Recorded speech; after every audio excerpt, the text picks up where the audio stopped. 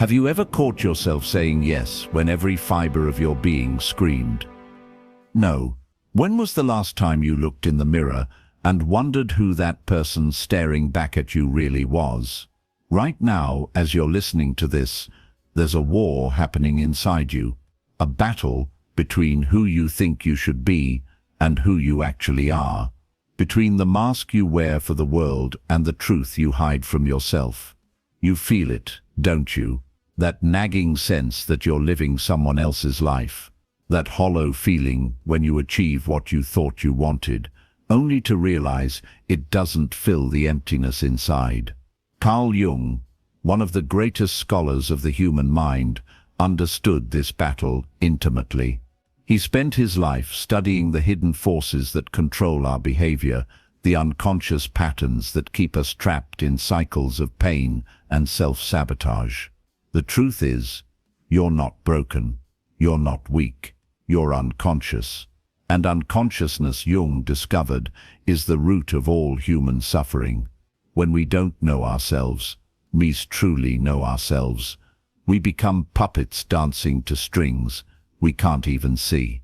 Tonight, I'm going to show you 7 patterns that are stealing your power. 7 unconscious behaviors that are keeping you small, keeping you safe, and keeping you from becoming who you were meant to be. But here's what Jung knew, that most people don't. Awareness is the first step to freedom. The moment you see these patterns clearly, they begin to lose their grip on you. So ask yourself, are you ready to meet the parts of yourself you've been running from? Are you brave enough to look into the shadows of your own mind? Because once you see what I'm about to show you, you can never unsee it. And that's exactly where your liberation begins. The first pattern, the people-pleasing shadow. You think being nice makes you good. You think putting others first makes you noble. You think saying yes to everything makes you valuable. You're wrong. And somewhere deep inside, you know it. You feel the resentment building, the exhaustion, the quiet rage that bubbles up when no one's looking. Jung called this your shadow, the parts of yourself you've rejected, denied, and pushed into the darkness. And here's the thing about shadows. The more you try to hide them, the more they control you. Your people-pleasing isn't kindness. It's fear. Fear of rejection, fear of conflict, fear of being truly seen. Think about the last time you said yes when you meant no. What were you really afraid of? That they wouldn't like you anymore, that they'd leave, that you'd be exposed as selfish. The truth is, every time you abandon yourself to please someone else, you're not being loving, you're being cowardly. You're choosing the temporary comfort of approval over the lasting power of authenticity. Jung understood that we create these personas, these masks, to navigate the world safely. But the mask that protects you also imprisons you. It becomes so familiar that you forget it's not your real face. Ask yourself, when was the last time you expressed your true opinion? When did you last set a boundary that might make someone uncomfortable? When did you choose your needs over someone else's wants? If you can't remember, then you've lost yourself in the shadow of people-pleasing. The person you're trying so hard to please mind.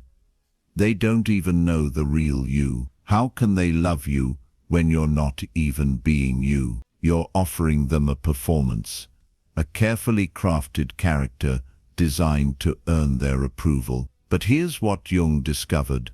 The very traits you're afraid to show are often the ones that would make you most magnetic. Your boundaries make you respected. Your authentic opinions make you interesting. Your willingness to disappoint others makes you trustworthy to yourself. The shadow isn't your enemy. It's your power in disguise. Every time you feel that flash of irritation when someone asks for more than you can give, that's not your selfishness talking, that's your authentic self fighting to be heard. Every time you feel resentful after saying yes, that's not you being ungrateful, that's your soul protesting against its own betrayal. Your people-pleasing shadow holds the key to your freedom. But first, you have to be willing to disappoint the people who only love your mask. The second pattern, projection of your unlived life.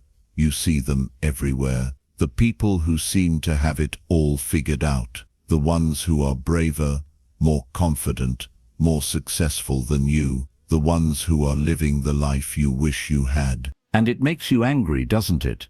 Or jealous, or both. Jung called this projection motu, the unconscious habit of seeing your own disowned qualities in other people. When you're triggered by someone's confidence, you're not seeing their arrogance, you're seeing your own unexpressed power. When their success irritates you, you're not witnessing their luck.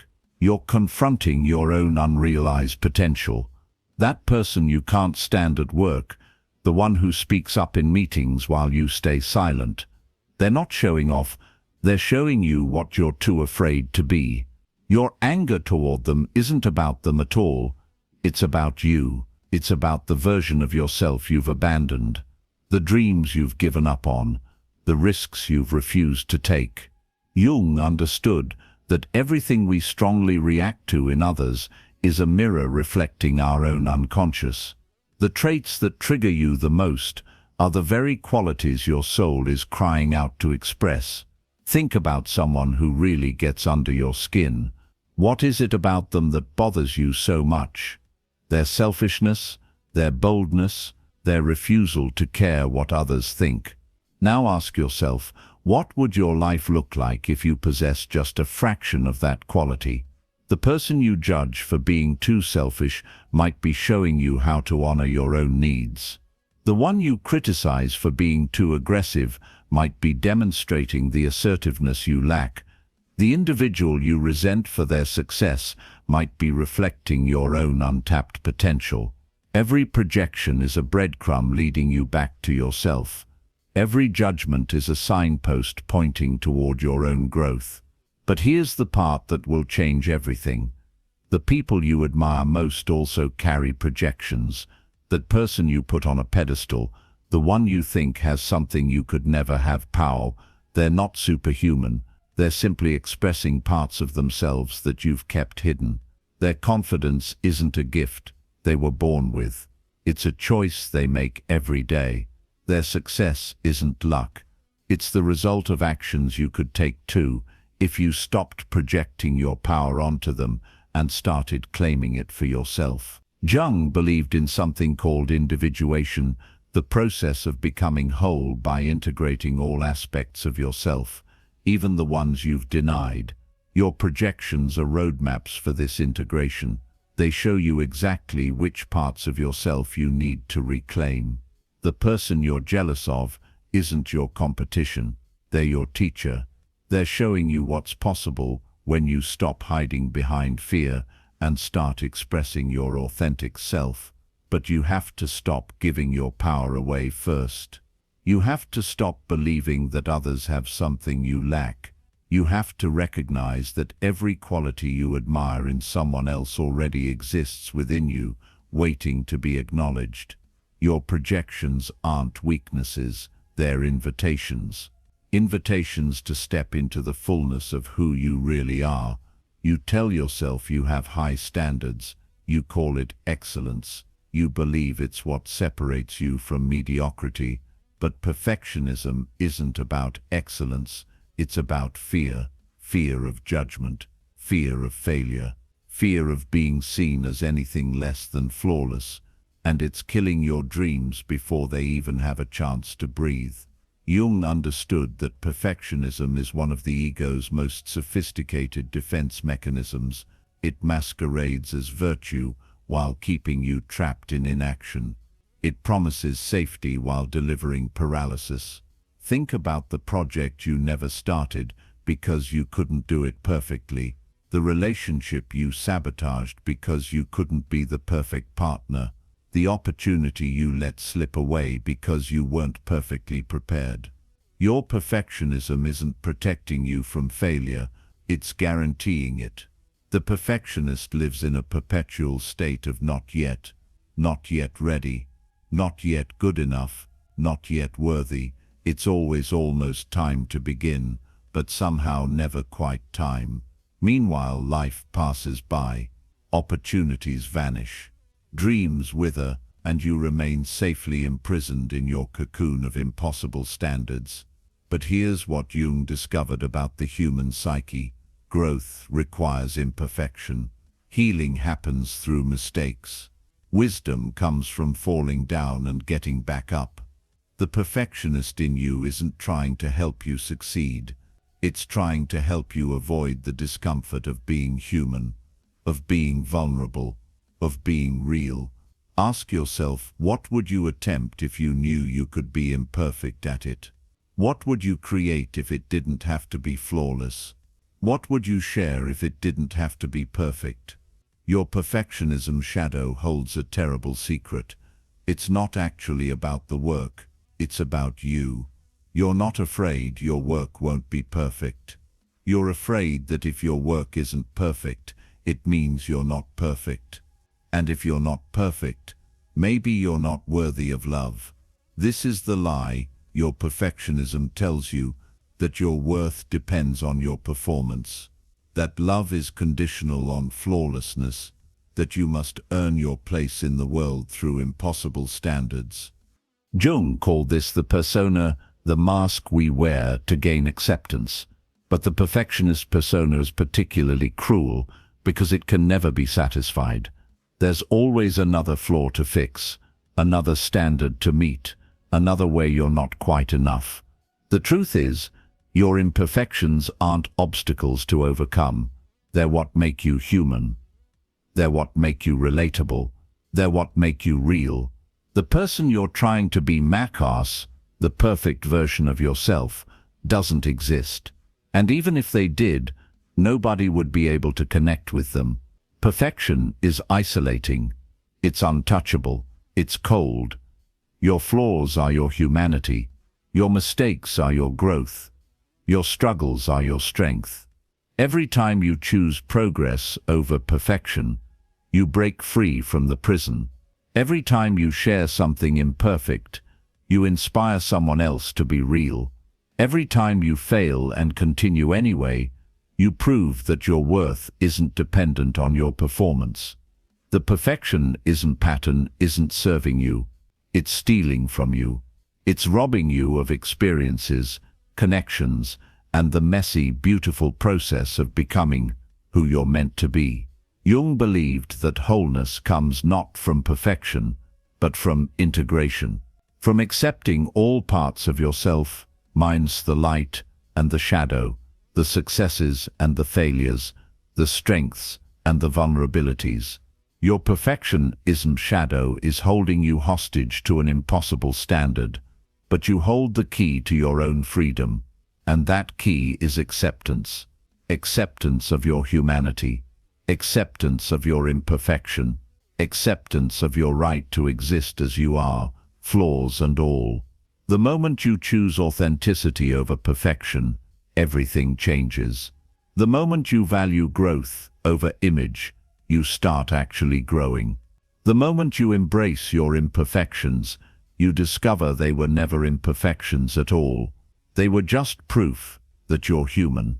And being human, Jung understood, is the most courageous thing you can be.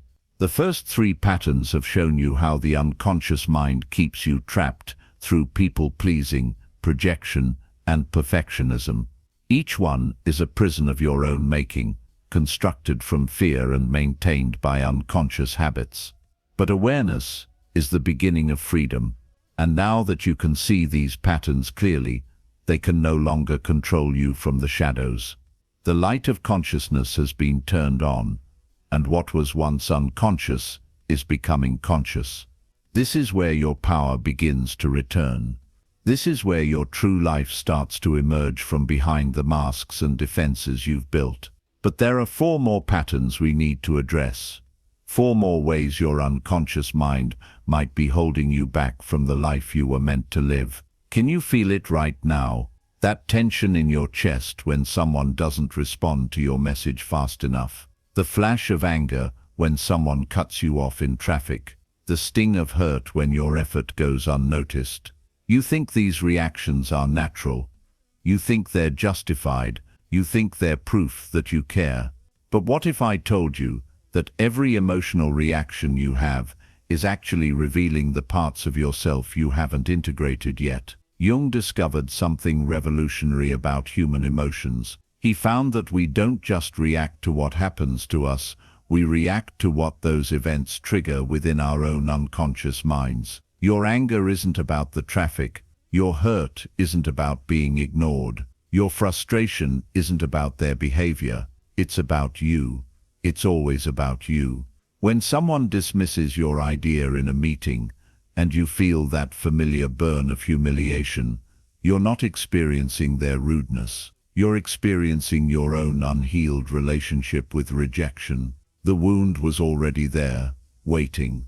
They just pressed on it. This is what Jung meant when he spoke of psychological integration. Most people walk through life as a collection of fragmented parts. The angry part, the hurt part, the fearful part, the confident part, all operating independently, all triggered by different circumstances. But what if these parts could work together? What if instead of being hijacked by your emotions, you could choose your responses? Think about the person who can remain calm in chaos, the one who doesn't take things personally, the one who responds instead of reacts. They haven't eliminated their emotions, they've integrated them. They've made the unconscious conscious. Your emotional reactivity is a treasure map. Every trigger points to an unhealed wound. Every overreaction reveals an unintegrated aspect of your psyche. Every time you lose control of your emotions, you're being shown exactly where your work lies. Ask yourself, what situation consistently triggers you? What type of person always pushes your buttons? What circumstances make you lose your composure? Now ask the harder question. What part of yourself does this trigger represent? What wound does it activate? What aspect of your shadow is being illuminated? The colleague who takes credit for your work isn't just being unfair, they're showing you where you don't value yourself enough to speak up. The friend who cancels plans at the last minute isn't just being inconsiderate. They're reflecting your own inability to set clear boundaries. The partner who doesn't appreciate your efforts isn't just being ungrateful, they're mirroring your own conditional self-love. Jung called this process individuation, the journey of becoming whole by integrating all aspects of the psyche. It's not about suppressing your emotions or pretending they don't matter. It's about understanding what they're really telling you. Your anger is often your power trying to emerge. Your sadness is frequently your tenderness seeking acknowledgement. Your fear is usually your intuition attempting to protect you. Your shame is always your authentic self asking to be accepted. But when these emotions remain unconscious, they control you. They make your decisions for you. They sabotage your relationships and limit your potential. They keep you trapped in patterns of reaction that serve no one. The moment you begin to see your emotional reactions as information rather than truth, everything shifts. The moment you recognize that your triggers are teachers rather than enemies, you start to reclaim your power. This doesn't mean becoming emotionless. It means becoming emotionally intelligent. It means developing the capacity to feel your feelings without being overwhelmed by them, to honor your emotions without being enslaved by them. Jung understood that emotional maturity isn't about having fewer feelings, it's about having a conscious relationship with the feelings you do have. It's about being able to step back and ask, what is this emotion trying to tell me about myself? What part of me needs attention? What aspect of my psyche is seeking integration? Your emotional reactivity isn't a character flaw, it's a guidance system. It's your unconscious mind's way of showing you where healing is needed. But you have to be willing to look at what it's showing you instead of just acting out what you're feeling. Life keeps happening to you. People keep disappointing you. Circumstances keep conspiring against you. No matter how hard you try, something always goes wrong.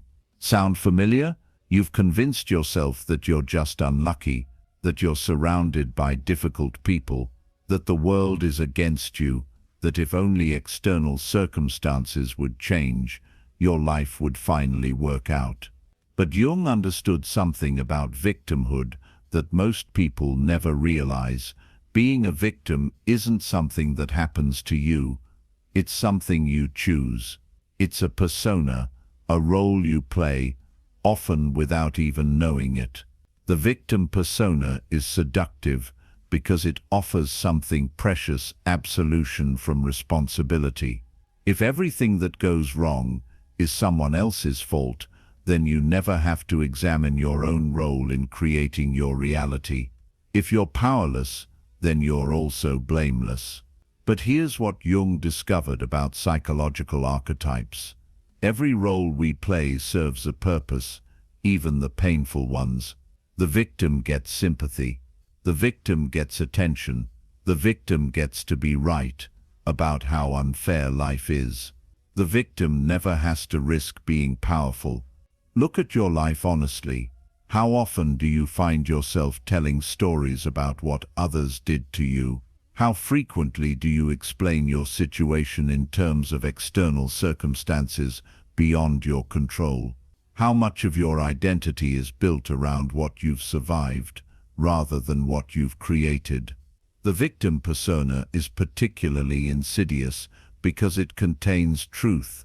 Bad things do happen. People do behave poorly. Circumstances can be genuinely difficult. But the victim takes these legitimate grievances and builds an entire identity around them. Jung called this identification with the persona becoming so attached to a role that you can't see beyond it. The victim persona becomes so familiar that letting go of it feels like losing yourself.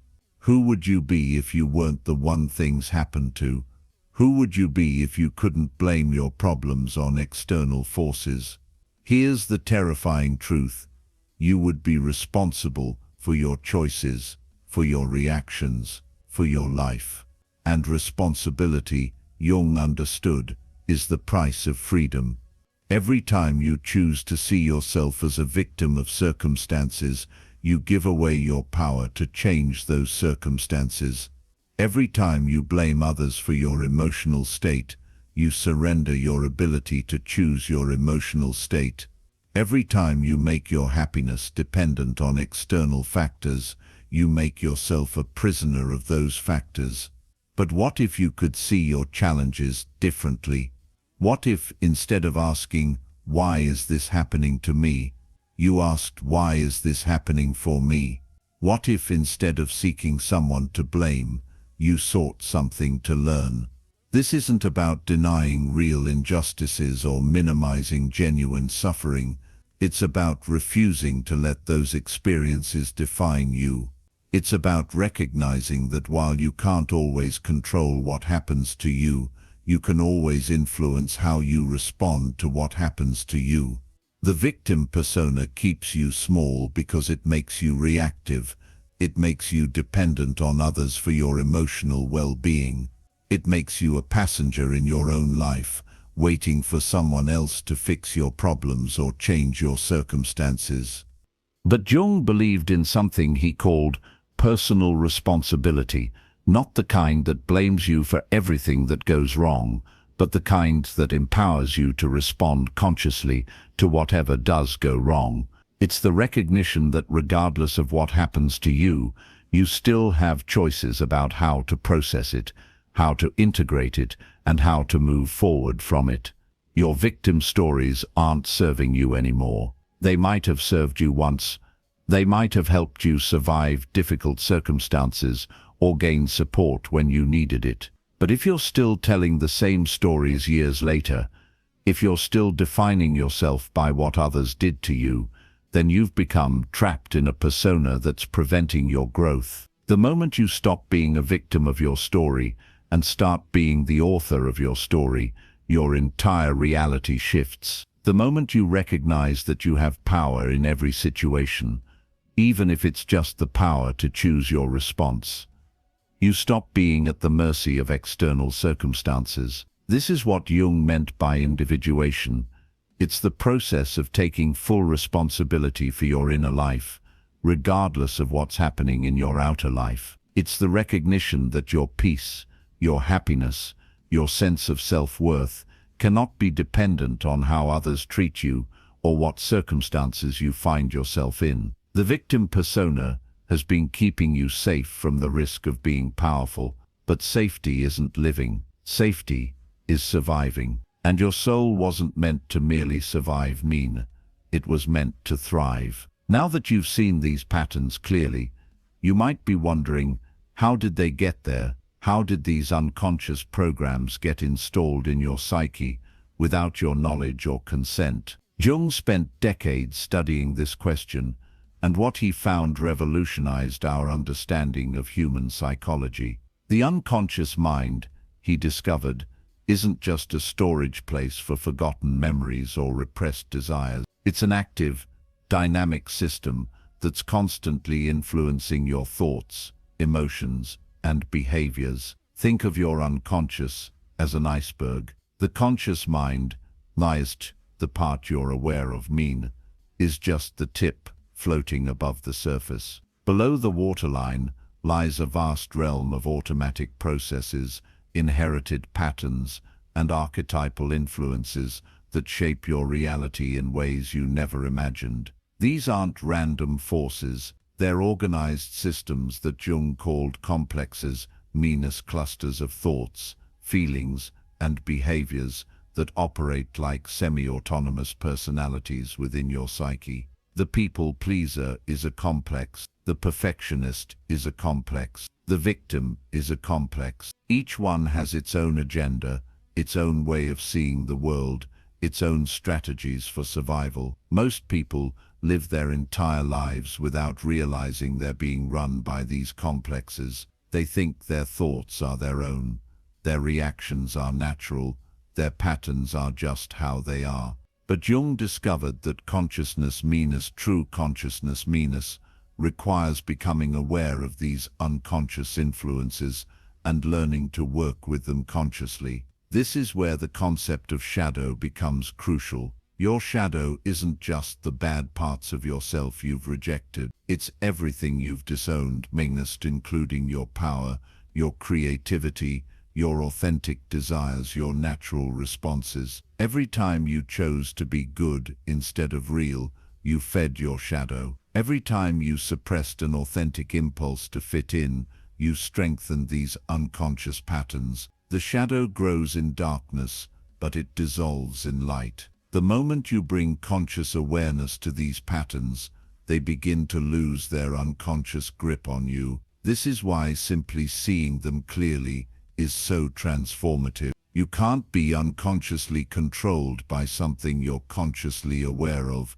but awareness is just the beginning. Jung understood that real transformation requires integration, the process of consciously reclaiming the parts of yourself you've disowned and learning to express them in healthy ways. This is the work of individuation. It's not about becoming perfect or fixing what's wrong with you. It's about becoming whole by accepting and integrating all aspects of your psyche, the light and the shadow, the persona and the authentic self, the conscious and the unconscious. Most people resist this work because it's uncomfortable. It requires looking at parts of yourself you've been avoiding. It demands taking responsibility for patterns you'd rather blame on others. It asks you to give up the familiar prison of unconscious living for the uncertain freedom of conscious choice. But this is where your power lies, not in the unconscious patterns that have been running your life, but in your capacity to become conscious of those patterns and choose differently, not in the complexes that have been making your decisions, but in your ability to recognize those complexes and make your own decisions. Jung called this process the transcendent function, the capacity to hold opposing forces in consciousness and find a third way that transcends both. Instead of being either the people pleaser or the rebel, you can choose moment by moment how to respond based on what the situation actually requires. Instead of being either the perfectionist or the slacker, you can choose excellence without the prison of impossible standards. This is psychological freedom, not the absence of challenges or the elimination of difficult emotions, but the capacity to respond to life consciously rather than reactively. The ability to choose your responses based on your values rather than your conditioning. The power to create your reality rather than simply react to it. Your unconscious patterns have been both prison and protection.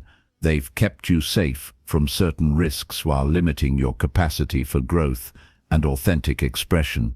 But now that you can see them clearly, you have a choice. You can continue to let them run your life from the shadows, or you can bring them into the light of consciousness and begin the work of integration.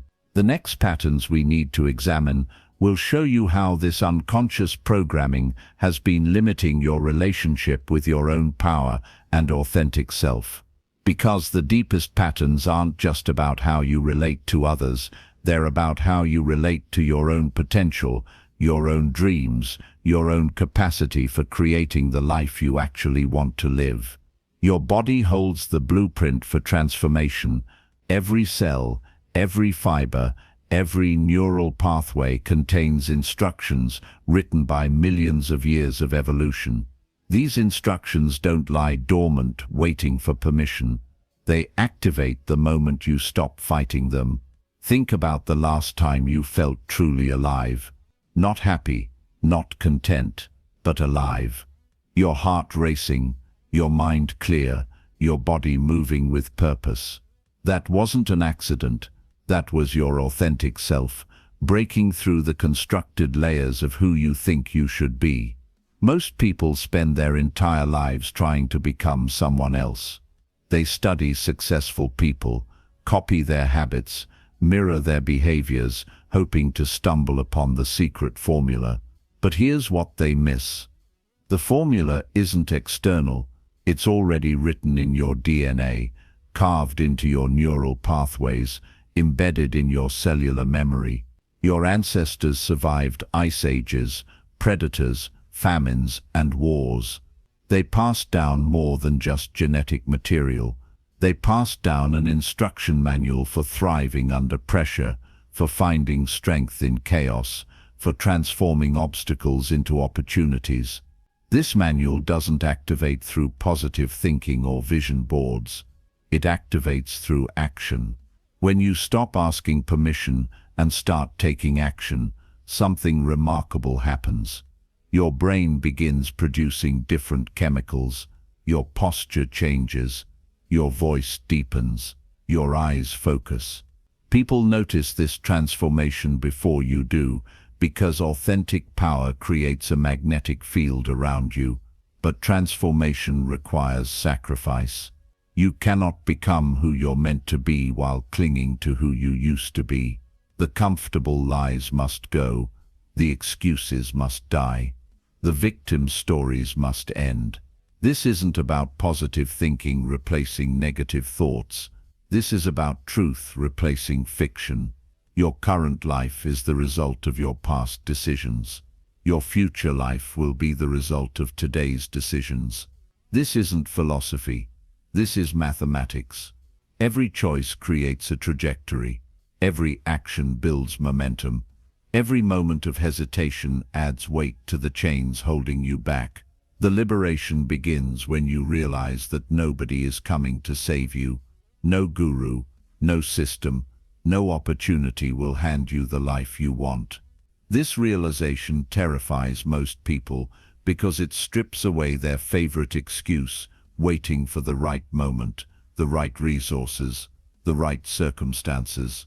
But for those who embrace this truth, it becomes the most liberating force in their lives. You are not a victim of your circumstances.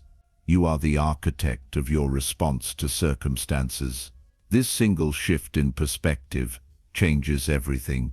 Your brain was designed to solve problems, not to avoid them. Every challenge you face is asking a question: are you willing to grow enough to overcome this? The answer reveals itself through your actions, not your words. You can tell yourself you're ready for change, while your actions demonstrate complete commitment to staying the same. The patterns that created your current reality must be broken. Not gradually, not eventually, but now. Today. This moment. The longer you wait, the stronger these patterns become. They calcify into habits, then into identity, then into destiny. Breaking free requires violence against your old self. Not physical violence, but the violent rejection of mediocrity, of excuses, of the comfortable numbedness that masquerades as peace. True peace comes after the battle, not before it. Your body knows how to fight. It produces adrenaline when threatened, releases endorphins when pushed, generates focus when challenged. These aren't random chemical reactions. They're evolutionary tools designed to help you overcome obstacles and emerge stronger. But modern life has convinced you that comfort equals success. That avoiding struggle means winning, that the path of least resistance leads to the greatest rewards. This is the great lie that keeps millions trapped in lives of quiet desperation. The truth is brutal but liberating. Struggle creates strength. Resistance builds resilience. Pressure produces diamonds. Your greatest achievements will come not from avoiding difficulty, but from learning to dance with it. When you align your actions with your authentic nature, life stops feeling like a constant battle against yourself. The energy you once spent fighting your instincts gets redirected toward creating your reality. This isn't about finding balance. Balance is stagnation disguised as wisdom. This is about finding your rhythm. The natural flow between effort and recovery, challenge and growth, chaos and creation. This rhythm isn't learned from books or seminars. It's remembered through action, through testing your limits, through failing forward until failure becomes fuel. Your liberation depends on one decision. Will you continue pretending that someone else's path can become your path, or will you have the courage to forge your own? This isn't about rebelling against society or rejecting all wisdom. This is about distinguishing between universal principles and personal prescriptions. The principles are eternal. Effort creates results. Consistency compounds over time. Authenticity attracts opportunity. Courage opens doors that remain closed to the comfortable. But how you apply these principles must be uniquely yours. Your DNA carries information from survivors, creators, builders, fighters. These weren't people who waited for permission or followed someone else's blueprint. They trusted their instincts, took calculated risks, and learned from their mistakes faster than their competitors. This inheritance isn't automatic. It must be claimed through action. Every time you choose discomfort over comfort, growth over stagnation, truth over illusion, you activate dormant capabilities within yourself. These capabilities don't announce themselves with fanfare. They reveal themselves through increased capacity, clearer thinking, stronger presence. The transformation happens in layers. First, your physiology changes, your posture straightens, your breathing deepens, your energy increases. Then your psychology shifts. Fear becomes excitement, obstacles become opportunities, problems become puzzles to solve. Finally, your reality reshapes itself around your new identity. Different opportunities appear, different people enter your life, different possibilities become visible. This isn't magic. This is the natural result of aligning your actions with your authentic nature. But beware the comfortable middle ground. The place where you've made enough progress to feel different, but not enough to be truly free. This middle ground becomes a trap for those who mistake improvement for transformation. Improvement is gradual. Transformation is revolutionary. The final liberation comes when you realize that everything you need already exists within you. Not the potential for greatness, but actual greatness waiting to be unleashed. Not the capacity for change, but the power to transform reality through focused action. This isn't about becoming superhuman. This is about becoming authentically human. Dropping the masks, abandoning the scripts, rejecting the limitations that others have accepted as truth. Your liberation becomes permission for others to free themselves from their own self-imposed prisons. The choice is always yours. Remain comfortable in familiar misery or embrace the uncertainty of authentic living. Both paths require sacrifice. One sacrifices potential for security. The other sacrifices security for possibility. Your life is not a dress rehearsal. This moment right now is the only moment you can influence. What you do next will either strengthen the chains that bind you or break them forever. The power to choose remains yours until your final breath. The question isn't whether you're capable of transformation. The question is whether you're willing to pay the price. Not in money or time, but in comfort and certainty. Are you ready to trade the known for the unknown, the familiar for the extraordinary, the safe for the significant? Your answer will reveal itself through your next action. Not your next thought, not your next plan, but your next action. Because in the end, you become what you repeatedly do. Choose wisely, act boldly, transform completely.